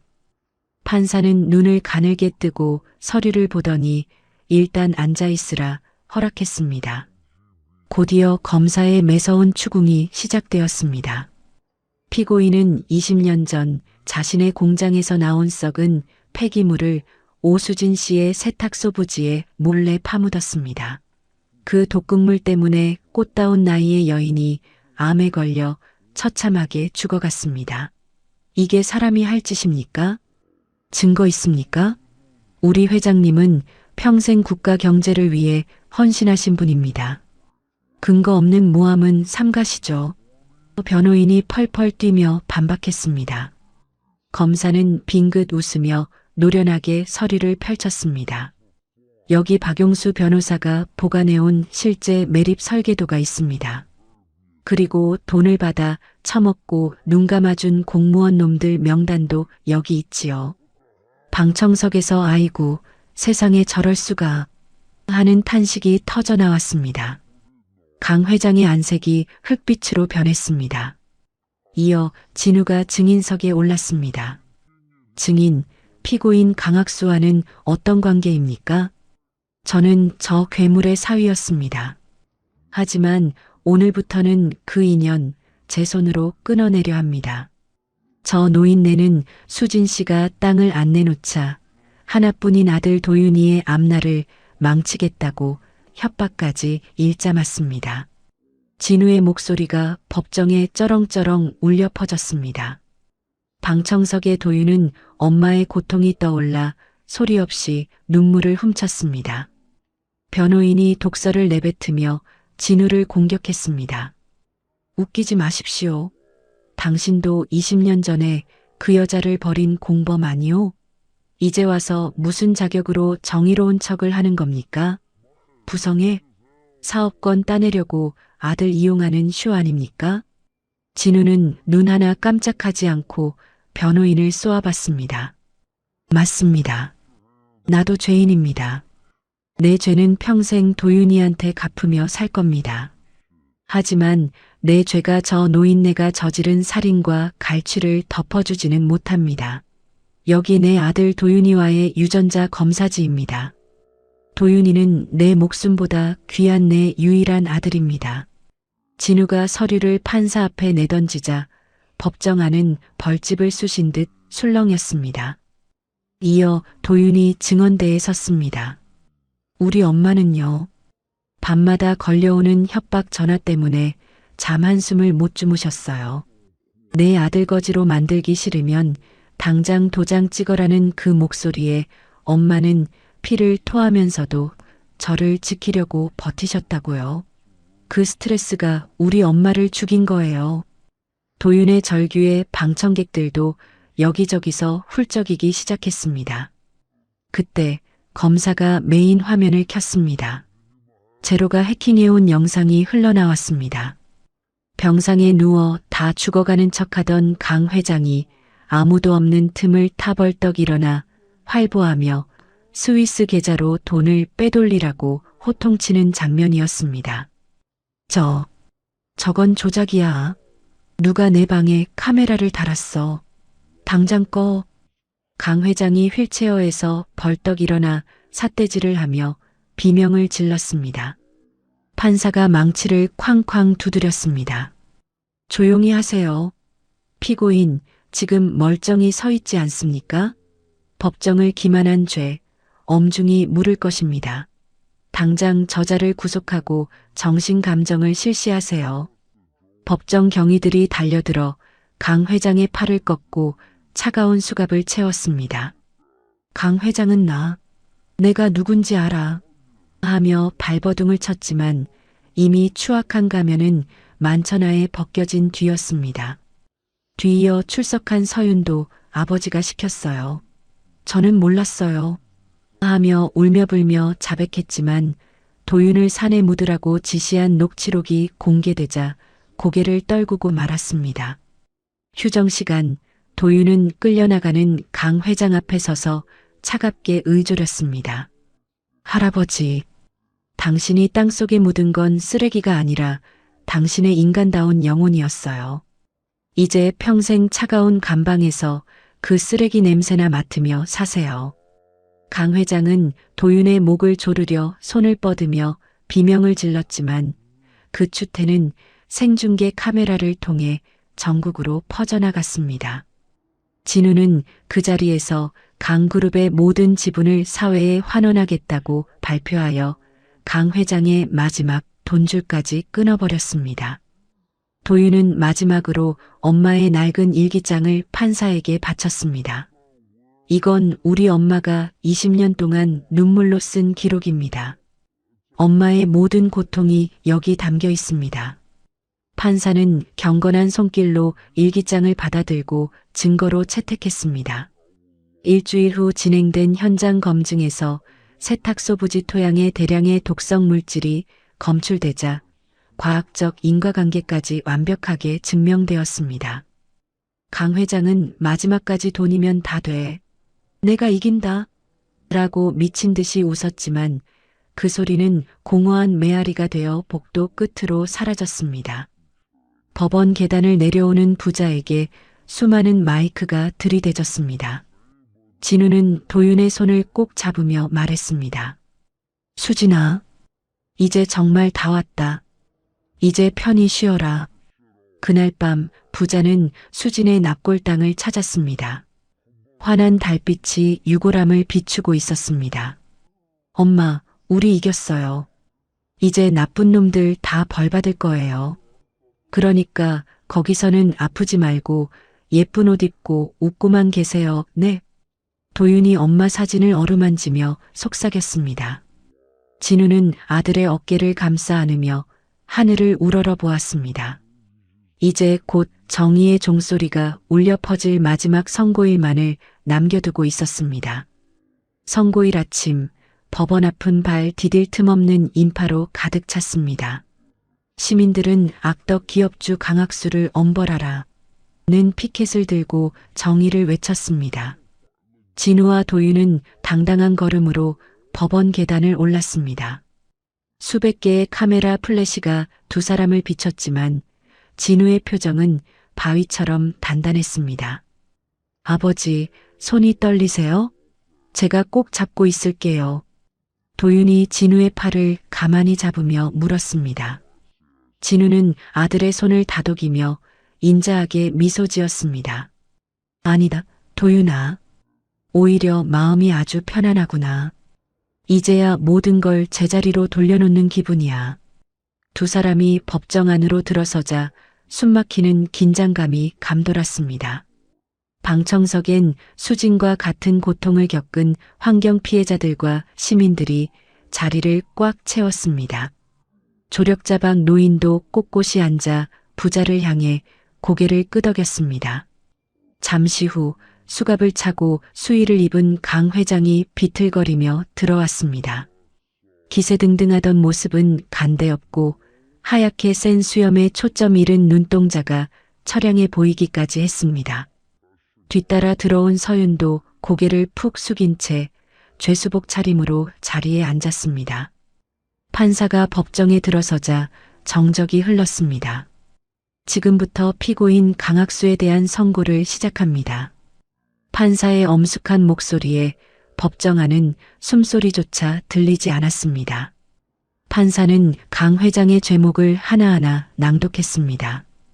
피고인 강학수는 독성 폐기물을 불법 매립하여 무고한 시민을 죽음으로 몰아넣고 이를 은폐하려 살인 교사와 협박을 일삼았습니다.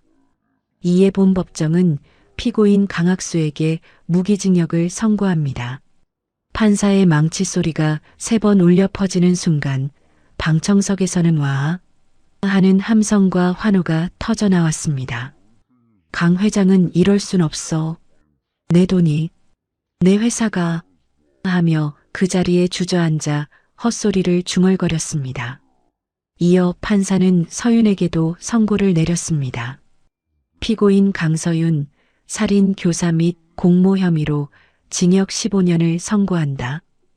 서윤은 비명을 지르며 바닥에 쓰러졌고 아버지, 저 좀 살려주세요 하며 울부짖었지만 강 회장은 이미 넋이 나간 상태였습니다. 진우와 도윤은 자리에서 일어나 서로를 으스러지도록 껴안았습니다.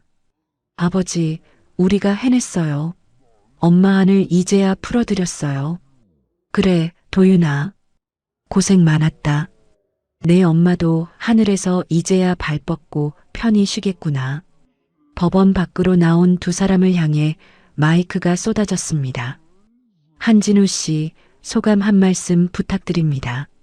수진아, 이제 걱정 마라.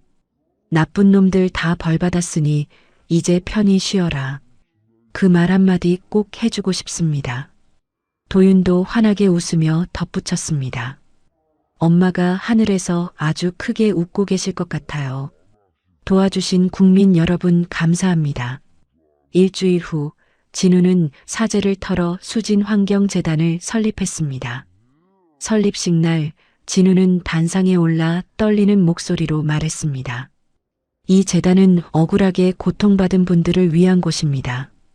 우리 수진이처럼 아픈 사람이 더 이상 나오지 않게 이 땅을 다시 생명의 땅으로 만들겠습니다. 도윤 역시 이사직을 맡아 미혼모 지원과 환경 보호에 앞장서겠다고 다짐했습니다. 부자의 이야기는 연일 신문 일면을 장식하며 온 국민에게 감동을 주었습니다. 진우는 수진의 세탁소 털을 직접 찾아가 정화 작업을 지휘했습니다. 감독님, 여기 썩은 흙은 싹 다 걷어내 주세요. 그 자리에 세상에서 가장 예쁜 꽃이 피는 수진의 숲을 만들 겁니다. 교도소에서 폐인이 된 서윤과 달리 그녀의 아들 강주는 진우 앞에 무릎을 꿇고 사죄했습니다. 아저씨, 정말 죄송합니다. 제 유산 다 재단에 기부하고 해외로 가서 속죄하며 살겠습니다. 도윤 씨도 정말 미안했어요. 진우는 강준의 어깨를 두드리며 새 인생을 사세요라고 격려해 주었습니다. 며칠 후 진우는 도윤에게 특별한 서류를 내밀었습니다. 바로 도윤의 성을 이씨에서 한씨로 바꾸는 개명 허가서였습니다. 한도윤, 이제 너는 법적으로도 하늘이 두 쪽 나도 내 아들이다.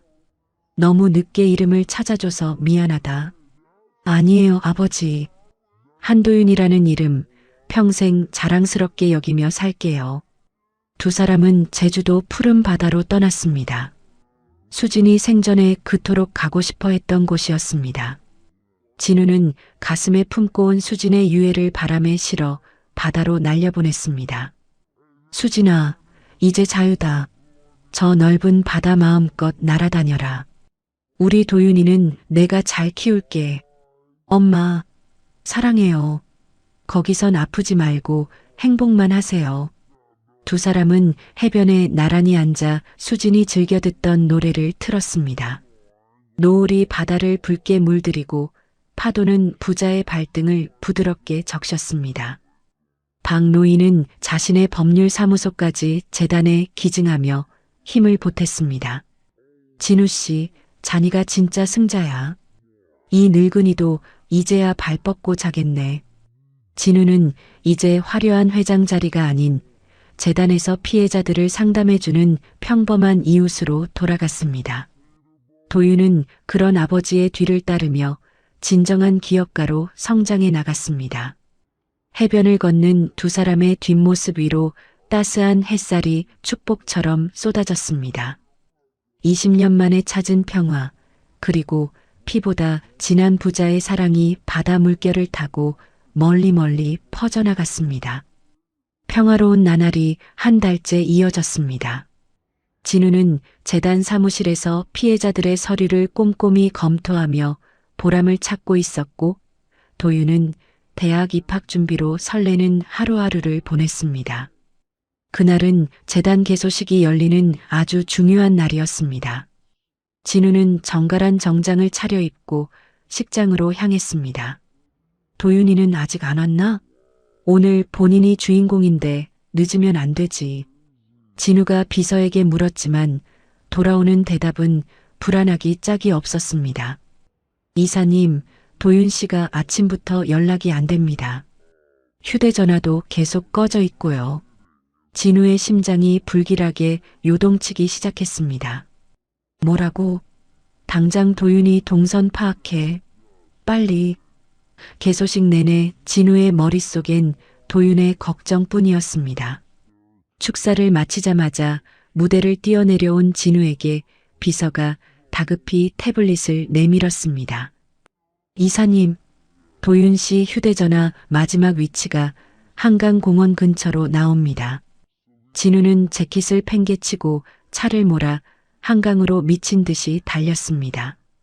공원은 나들이 객으로 붐볐지만 외딴 벤치 위에 덩그러니 놓인 도윤의 가방을 본 순간 진우는 숨이 멎는 것 같았습니다. 가방 안에는 피 묻은 도윤의 손수건이 들어 있었습니다. 도윤아, 한도윤, 어디 있니? 진우가 미친 사람처럼 소리치던 그때 낯선 번호로 전화가 걸려왔습니다. 여보세요. 내 아들 어디 있어? 누구야 너? 오랜만이군, 한진우. 나 기억하나? 강 회장님의 그림자였던 독사다. 내 놈 때문에 내 주인이 지옥으로 갔으니 너도 대가를 치러야지. 남자의 목을 대 긁는 웃음소리에 진우는 전율했습니다. 강 회장의 충직한 살인 청부업자였습니다. 내 아들 털끝 하나라도 건드리면 내 놈 사지를 찢어놓을 줄 알아. 당장 도윤이 내놔. 말 조심해. 지금 내 자식 목숨줄이 내 손가락 하나에 달렸으니까. 독사가 화면을 켰습니다. 입이 틀어막힌 채 의자에 묶여 신음하는 도윤의 참혹한 몰골이 보였습니다. 도윤아, 도윤아. 진우의 비명에 독사가 차갑게 명령했습니다. 1시간 준다. 내 계집이 죽은 그 세탁소 지하실로 혼자 와라. 경찰의 입이라도 벙긋하면 그 즉시 내 아들 머리에 구멍을 내주지. 진우는 제로에게 전화를 걸어 영상의 소리를 분석하게 했습니다. 전무님 배경에 울리는 소리를 보니 지하 저장고입니다.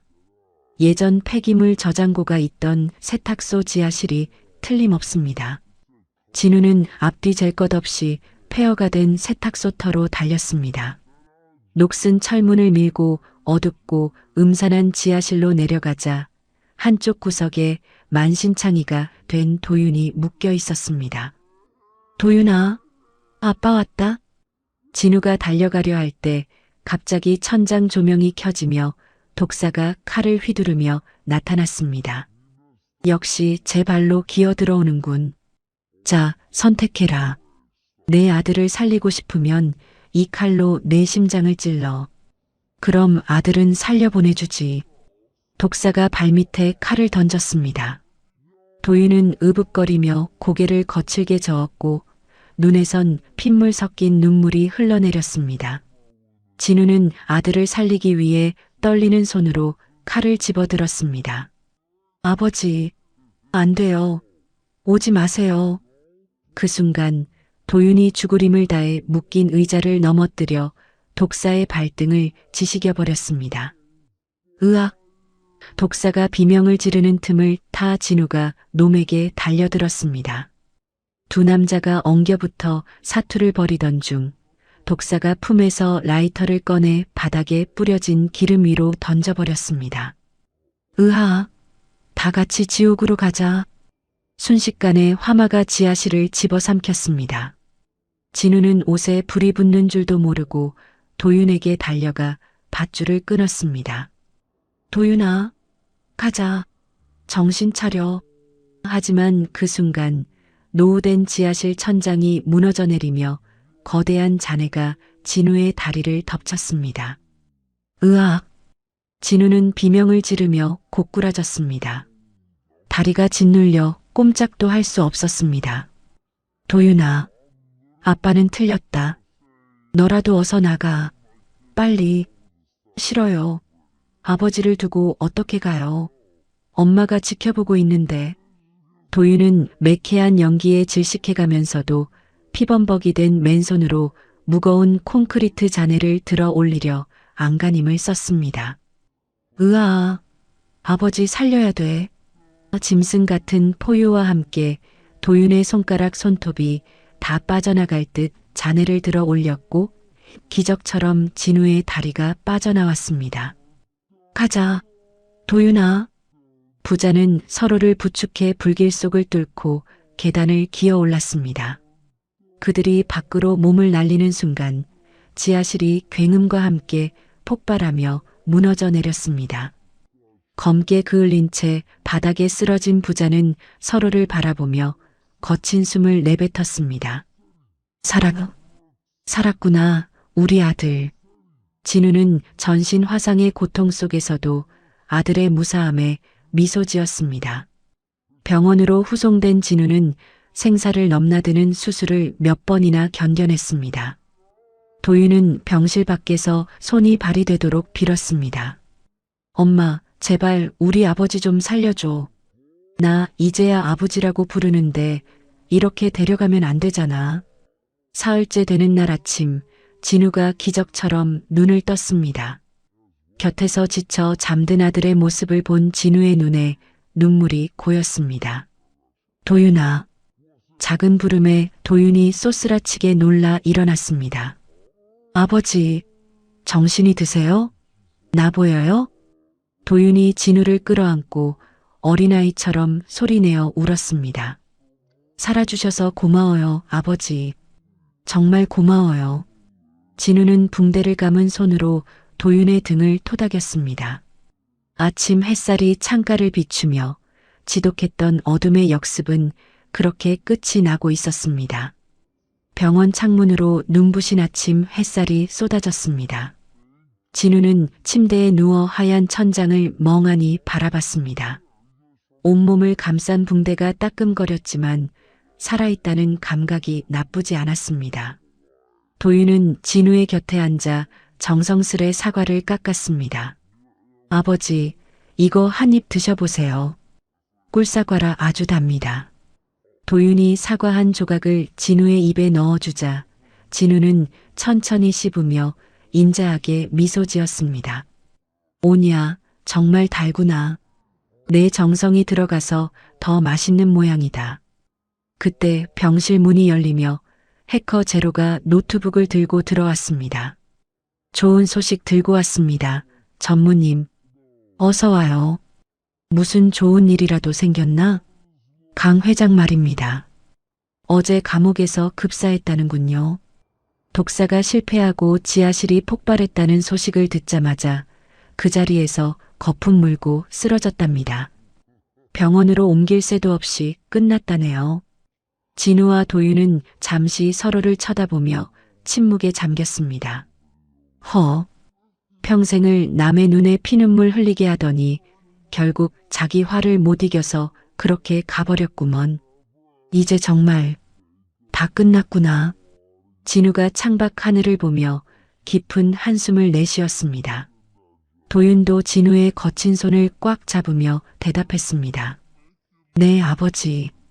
이제 그 괴물도 지옥으로 갔으니 다 끝난 거예요. 일주일 후 서윤에 대한 소식도 들려왔습니다.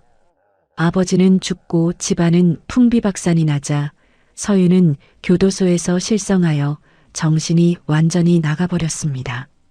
결국 교도소 대신 정신병원으로 이송되었다는 소식에 진우는 씁쓸한 표정을 지었습니다. 그 똑똑하던 여자가 어쩌다 그렇게까지. 참 가련한 인생이야. 가련하긴요. 자기가 뿌린 대로 거둔 거예요. 남의 자식 산 채로 묻으려던 사람이니까요. 도윤의 차가운 말에 진우는 아들을 가만히 바라봤습니다. 도윤아, 이제 증오는 그만 내려놓자. 그 사람들 미워하느라 내 소중한 마음을 더럽히지 말거라. 우리 수진이도 네가 웃으며 살길 바랄 거다. 도윤은 잠시 생각에 잠겼다가 이내 고개를 끄덕였습니다. 알겠어요, 아버지. 노력해 볼게요. 한 달 후 진우는 건강을 회복해 퇴원했습니다. 부자가 가장 먼저 향한 곳은 수진의 세탁소 터였습니다. 썩은 흙은 다 파내고 깨끗한 흙으로 채워진 그곳에선 수진의 숲 조성 작업이 한창이었습니다. 아버지, 여기 설계도 좀 보세요. 숲 한가운데에 아주 예쁜 추모관을 지을 거예요. 엄마랑 아버지의 못다한 사랑을 영원히 기억하는 곳으로요. 도윤의 대견한 설명에 진우는 눈시울을 붉히며 아들의 어깨를 토닥였습니다. 고맙다, 아들아. 내 엄마가 하늘에서 보고 정말 기뻐하겠구나. 재단은 강그룹 피해자들에게 마지막 보상금까지 한 푼 빠짐없이 지급했습니다. 꼬부랑 할머니 한 분이 진우의 손을 잡고 눈물을 흘리셨습니다.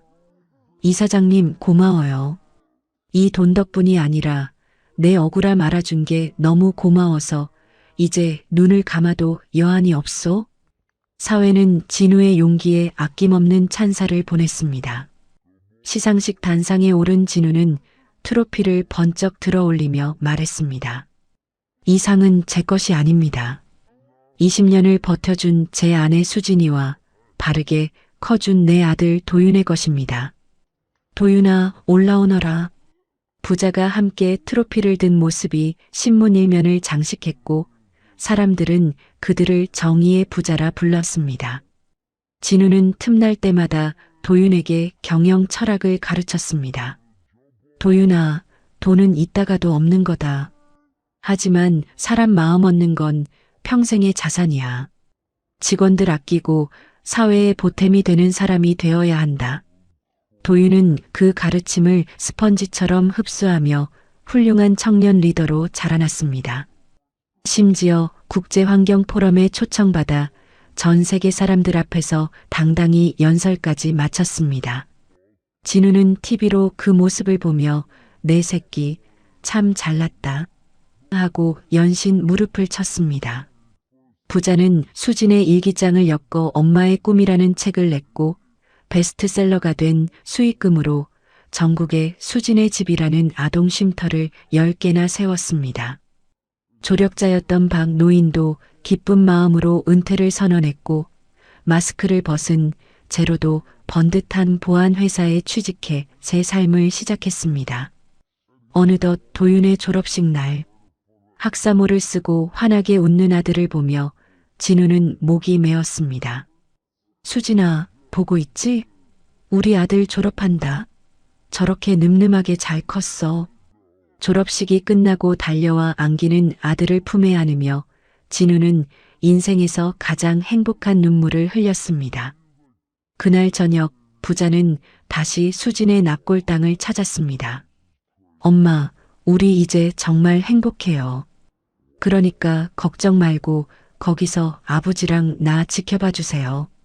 저녁 노을이 유골함을 따스하게 비추고 있었습니다. 마치 수진이 그래, 우리 아들 고생했다 하고 대답하는 것 같았습니다.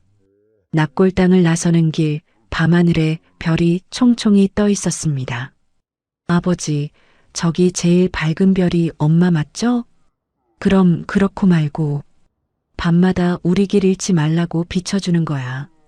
부자는 별을 향해 손을 흔들며 차에 올랐습니다. 자, 이제 우리 집으로 가자. 따뜻한 밥 먹으러. 진우가 시동을 걸고 차 한가득 부자의 노랫소리가 울려 퍼졌습니다. 그 소리는 세상에서 가장 아름다운 행복의 노래였습니다. 몇 년이 흘렀습니다. 수진의 숲은 이제 시민들의 가장 사랑받는 휴식처가 됐습니다. 주말마다 가족들이 찾아와 도란도란 산책을 즐기고 아이들의 해맑은 웃음소리가 숲 전체를 가득 채웠습니다.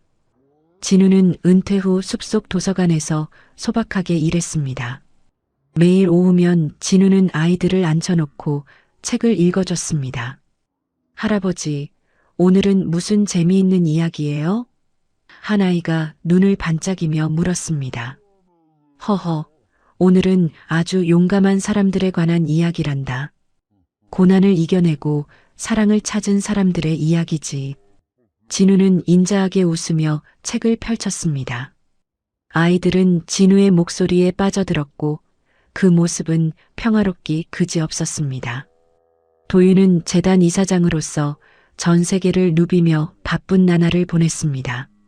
스위스 제네바에서 열린 유엔 환경회의 연단에 선 도윤은 전 세계 대표들 앞에서 당당히 발표했습니다. 우리 대한민국은 오염된 땅을 다시 생명의 땅으로 되살렸습니다. 불가능해 보였지만 우리는 포기하지 않았기에 해낼 수 있었습니다. 도윤의 힘있는 목소리에 각국 대표들이 기립박수를 보냈습니다.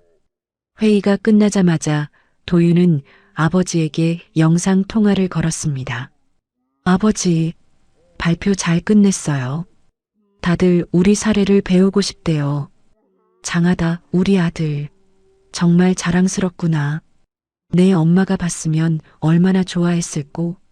진우와 도윤은 매달 한 번씩 수진의 묘소를 찾았습니다. 굳이 기일이 아니어도 두 사람은 수진을 보러 왔습니다. 엄마, 오늘 재단에서 아프리카에 우물을 팠어요.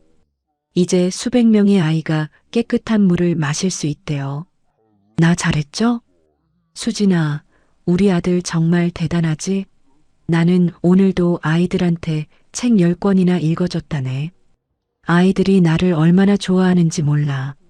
두 사람은 묘소 앞에 나란히 앉아 따뜻한 차를 마시며 수진과 대화를 나눴습니다.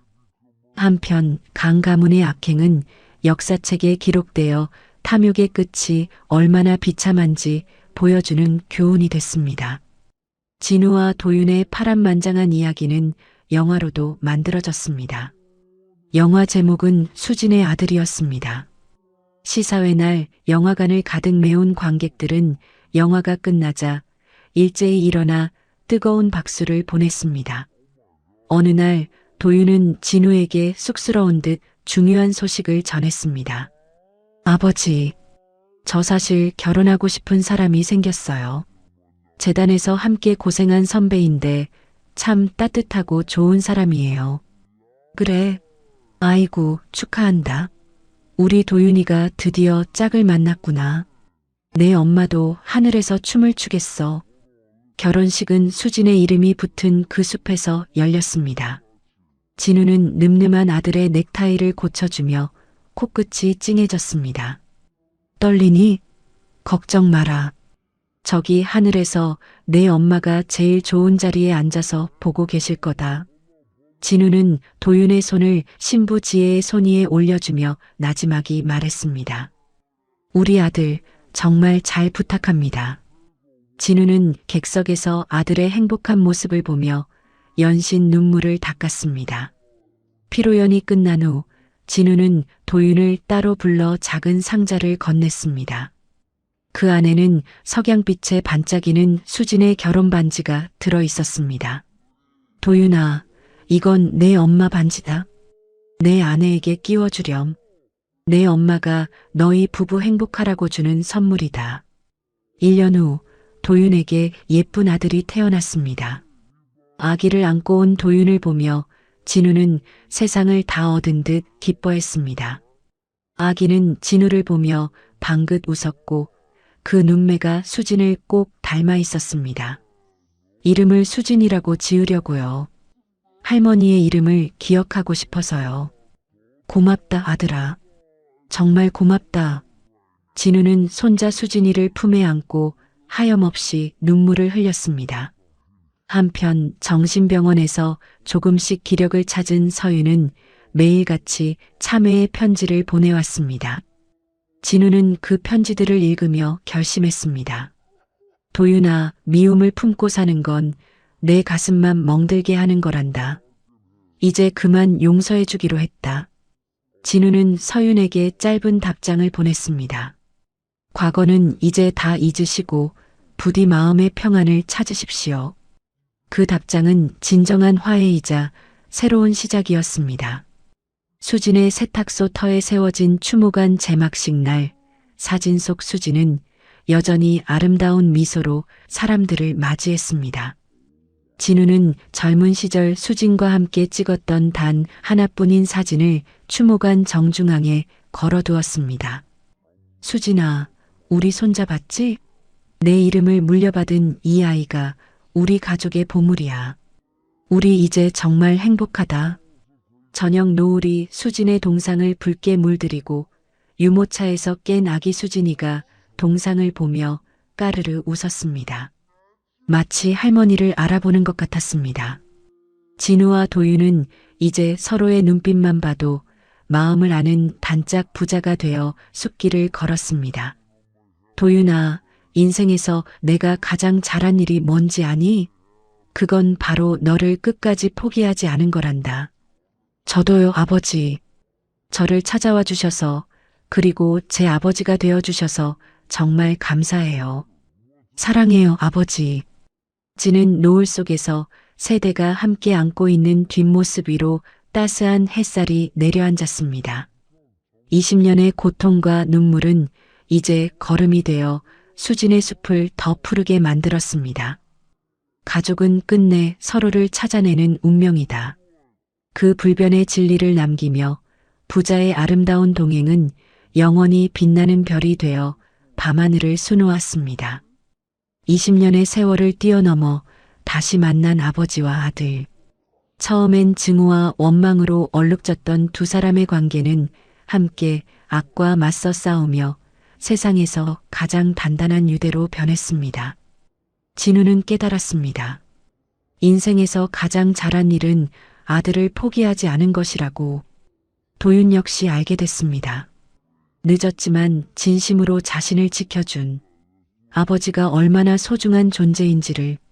수진의 이름은 이제 더 이상 고통이 아닌 희망의 상징이 됐습니다.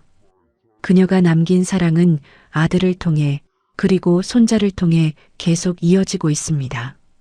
가족은 끝내 서로를 찾아내는 운명입니다. 용서는 결코 늦지 않으며 사랑은 언제나 기적을 만들어냅니다. 진우와 도윤의 이야기가 증명하지 말입니다. 이야기를 끝까지 들어주신 분이 계시다면 잘 들었다고 댓글 하나만 남겨주세요. 감사합니다.